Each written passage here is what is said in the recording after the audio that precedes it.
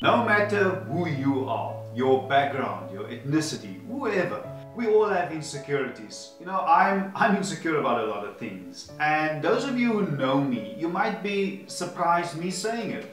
Well, all human beings, we all have insecurities, and that's just a fact. And those of you who proclaim not to have any insecurities, well, one thing is for sure, we all know that you are lying. You know, somebody once asked me, how do I come up with the ideas for my YouTube videos? Well, the answer is simple.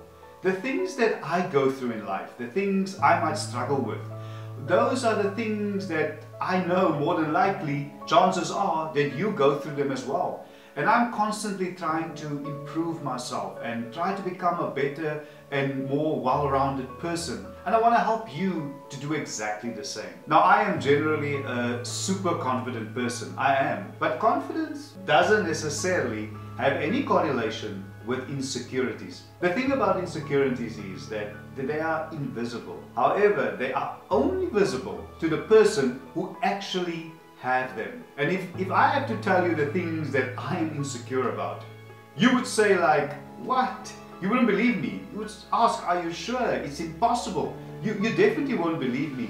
But I'm also human and I'm not pretentious. I'm not perfect. The problem isn't that we are imperfect. The problem is we think that other people aren't. We think they are living a perfect or nearly perfect life. And it's no surprise that when we compare ourselves to others, we feel inadequate, we feel insecure. We think, what's wrong with me? Everyone else seems to have it all together. I seem to be the only one who's struggling.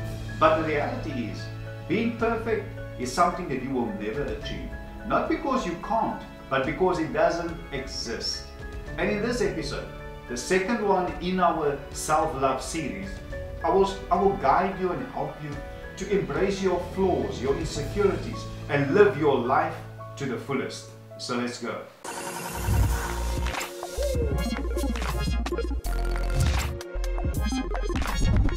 Welcome to another episode. Now on this channel, I strive to motivate and inspire you to become the best version of yourself. And today's episode is definitely no different. Now this is the second episode in our self-love series. In the first episode of this series, I shared with you 10 easy and practical ways to practice self-love. And in this episode, I will guide you and give you 7 valuable pieces of advice on how you can embrace your flaws, your insecurities, and live your life to the fullest. But before we get there, remember all the good stuff. Can I kindly ask you, if you haven't, to please subscribe to my channel, to like this video, to share it, and leave your comments in the comment section below. I'm particularly looking forward to your comments. As you know, I like to interact with you all, and that way we get to know each other. So number 1 is free yourself from the need to be perfect. Now, of course, you know that movies and magazines and social media, they all give you this unrealistic idea about what you should look like and what you should be able to do. And your childhood experiences often plant that seed of perfectionism, to be perfect in every single way and in everything that you do. But subtly giving you the message that you're not good enough as you are. You shouldn't accept yourself the way that you are. You come to believe that you need to prove your worth. You need to work harder, accomplish more, be smarter, be funnier, be thinner, be taller, more beautiful and more accommodating. That's a mouthful, but that's the reality. And you should be able to do it all with ease. In other words, you need to be something that you are not. It isn't fair to hold yourself to these ridiculous high standards. Standards you can never meet, or anyone else for that matter. It is just impossible. It's no wonder then that you feel terrible about yourself. You feel bad, like you are missing out, like you are inadequate. And really now, social media is not reality. I mean, it's like a snapshot peeking through a keyhole into someone's fictitious life. It's not reality. People show you what they want you to see. Some people will sell their properties, their houses, their belongings. They will sell their soul to put up and maintain this facade. You don't know how much debt they're in, how much they fight with their spouse, how they are so busy trying to impress you and everyone else. Like, you know, they have no relationship with their children. So many people have they've got so many issues, and yet they're trying to put up this fictitious life. They are deeply unhappy. They are unsatisfied with their own lives. But you don't know that, because that part of their lives you don't see. They don't show it. I mean, this is a no-win proposition from the beginning. You can never be perfect. And when you expect yourself to be, you will always fall short. You will always feel inadequate. So why do that to yourself?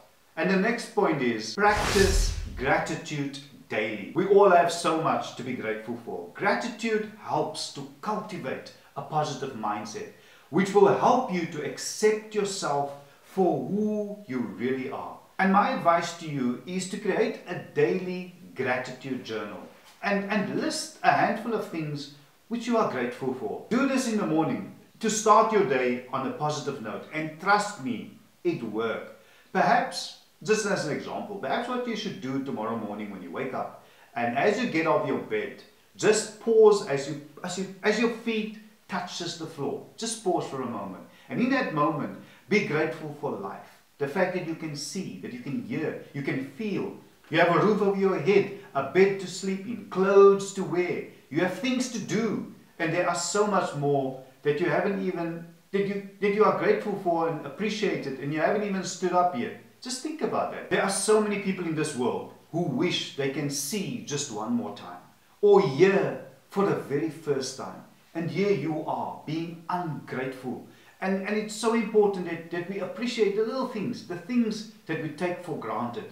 And once you grasp that concept, you know, the world is filled with so many people who are homeless and hopeless and lifeless. Think about that and let it remind you to practice gratitude daily. And number 3 is recognize unrealistic standards.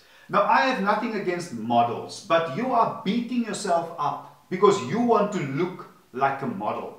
But, and that's a big but, no pun intended, the reality is models, or most models, they have professional hairstylists and makeup artists and lighting artists and photo editors adjusting their looks. And not even they, you know it, not even they look like that in real life.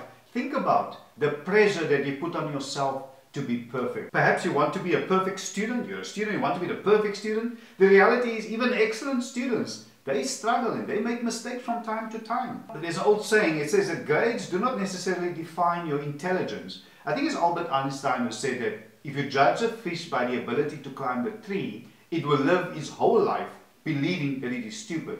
Bottom line is, no one system could ever define your overall intelligence.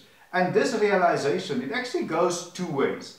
Just as grades on the one side, just as grades don't dictate your intelligence also does not dictate your grades. I know so many people who didn't do well in school, who don't have a university degree, but who are highly successful individuals and intelligent people. And most importantly, they are happy. And isn't that what life is all about? Or are you still measuring yourself up to a friend or a colleague or a family member?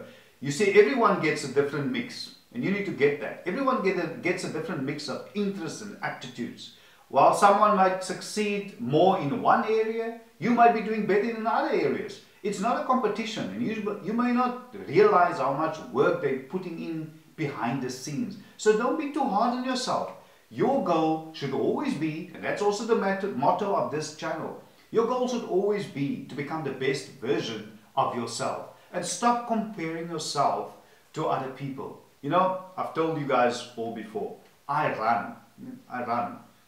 We can't run these days. We don't have any races due to COVID-19, but I run. And normally when I've done a half marathon, I don't really do marathons. Half marathon is 21 point, I haven't done it in such a long time, I can't even remember. Is it 21.2 kilometers? I'm going to put the proper distance over there, and then also what it is in miles.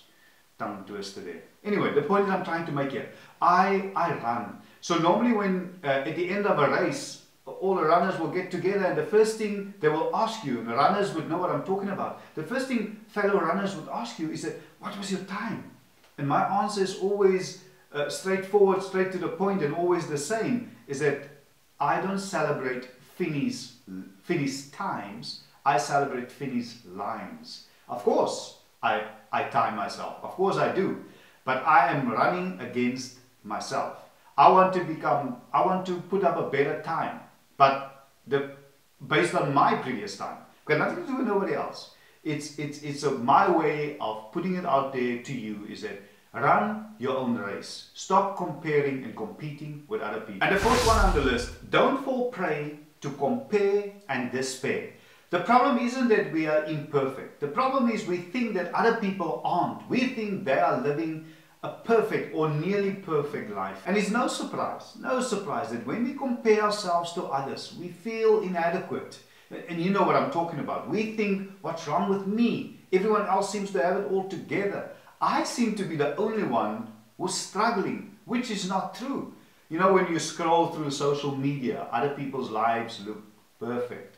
Happiness personified. They've got cute children, expensive vacations, lots of friends, a successful career, a kind, funny, ambitious spouse, designer clothes, and a perfect body. That's it. But it certainly looks good from the outside. But even if all these outward signs of a perfect life are true, they don't tell you the whole story. They don't tell you that behind that seemingly happy marriage is a controlling spouse, and behind that bikini body is an eating disorder. Or those adorable children, I mean, they still don't sleep through the night, or they only see their dad 3 times a year because he works in a different state or a different country in order for them to maintain this lifestyle. You don't know that. Or the in-laws, they are all over, involved and critical and demanding. It looks to you like they are having this perfect life, but they don't. You need to choose to embrace your own imperfections and accept yourself just as you are. And number 5 on this list is choose connection over perfection. You know, you don't have to prove your worth. You don't have to please everyone all the time. You don't have to compare yourself to others. You don't have to measure up to anyone else's idea of beauty, success, or worthiness. Some people will like you and some won't. I can tell you from personal experience, but okay, and that is okay. But once you let go and accept and move on, what you'll gain is freedom. And freedom to be yourself, to do what feels right for you, to pursue your interests, to follow your values, to wear whatever you want, to explore who you are. Nobody's perfect, I've mentioned it before, but we all have value, and we don't have to keep trying to prove it. And number 6 is love your flaws and change your ways. Now you have to learn how to love yourself first and foremost, flaws and all. However, if those flaws are things such as a bad temper or impatience or negative thinking, stuff like that should be changed because they are hurting you more than you know, and it is hindering you from your growth. And if you have insecurities, something that you can change, well, change it. If it's something that you can change, change it. If you have insecurities about your weight, change it. Start by exercising. If you are insecure about your smile, change it. I mean, if you just start exercising, simple as that, it will help you in so many other areas of your life as well. And many other insecurities will also diminish. And last but not least, look after yourself. And here I mean physically and emotionally. Now firstly, surround yourself with positive people. This one is so important. You know, positivity is contagious, but so is negativity. So which one do you want? You have to ask yourself. There are definitely a few things that you can do. But the one thing for sure, the one thing that will put it all into perspective and help you with your self-esteem is simply, and I know, it's simply helping people. Volunteer. Give more of yourself. Be kind to someone. Not because you're going to get something in return, but just to be kind. Just to help. It's like a drug. If you are kind to people, it's like a drug. There's not much else that will give you that sense of fulfillment as that right there. To be kind to someone. To help where you can. To lend a helping hand. To me, you know, doing these videos, helping you or someone like you that you've shared my videos with, it gives me so much satisfaction. Not even the negativity I get on this platform, which is not much, but it's there. You know, my daughter always would ask me, Dad, how many negative comments or remarks did you get? because she would always say, according to her, getting negative comments or remarks on this platform is a sign that you are doing something right. It's a sign of growth, because there will always, you need to get that, there will always be haters. But look after yourself by developing a thick skin. You need to just unfortunately learn that. And by looking after yourself, I also mean, and I don't want to slip on this one, by looking after yourself, I also mean eat a nourishing diet, exercise regularly, rest often, and be mindful. You know, we too often underestimate how the mind and body works both ways. By looking after your body, you are creating a sacred environment for your true being. It makes acceptance a lot easier when you look after the house your soul resides in. And you know, being in tune with yourself, mind, body and soul, it takes time. However, practice makes perfect. And the reward is everlasting. And you know what else? The word imperfect actually spells I'm perfect. Because everyone is perfect in their own imperfect ways. Thank you so much, everybody, for once again joining me on today's episode. If this episode was of value to you, can I kindly ask you, if you haven't, to please subscribe to my channel, like this video, share it, and leave a comment in the comment section below. Thank you so much, and I will see you soon. Bye for now.